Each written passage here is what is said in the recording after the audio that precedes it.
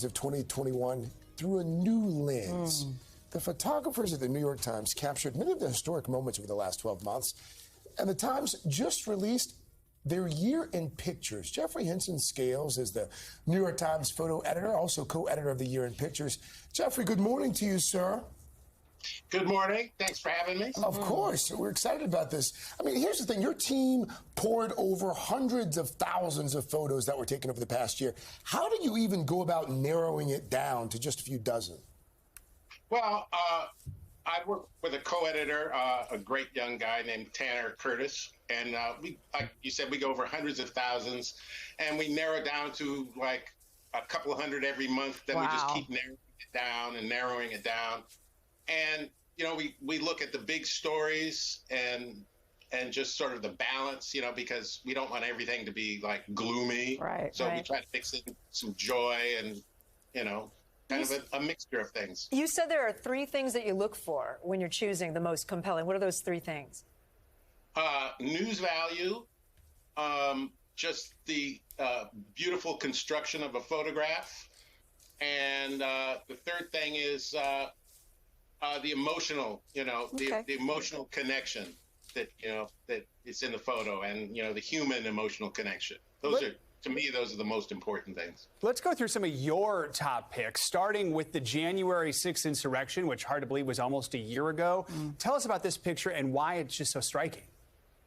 Well, this photograph is by a photographer, Ashley Gilbertson, who we've worked with for many years, and he was one of our conflict photographers in the Iraq War, and he was at the Capitol, and it's such a profound moment where a mob is trying to overturn our democracy. There we go. And this lone officer, Officer Eugene Goodman, is just trying to hold back the mob. And Ashley told me, he said the thing that really impressed him was his restraint, because you see, his hand is on his pistol, you know, and his baton is back in the background, and he just kept his calm and then diverted them from the Senate chamber, which was, you know, just kind of a brilliant move.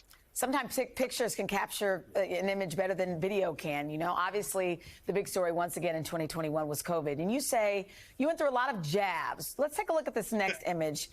What makes this one so profound for you? Well, it's this picture by Letitia Van Cohn, and was taken in Germany.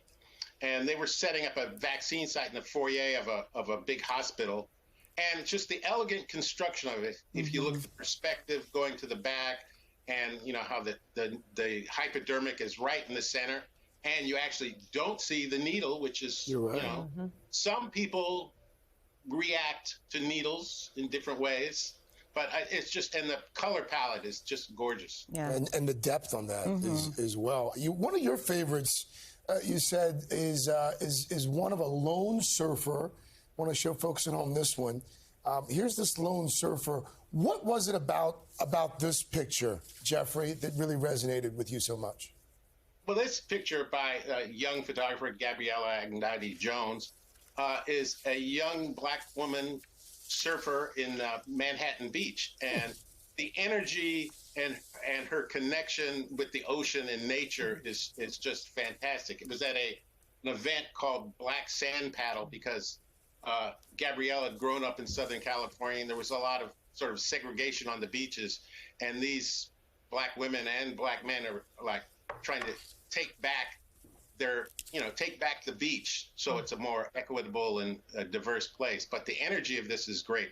And unusually, this is a picture that was shot on analog film. You know, most everything is digital, but Gabriella and a lot of young photographers have been shooting with film lately. Let me try to get one more in here from Kabul. After the fall of Kabul, what's the story behind this photo?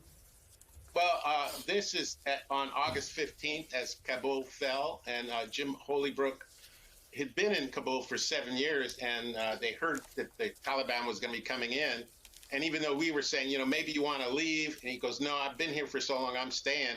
But he was just leaving the area in the car, and behind him he saw this Humvee, which is the sort of symbol of American war and military.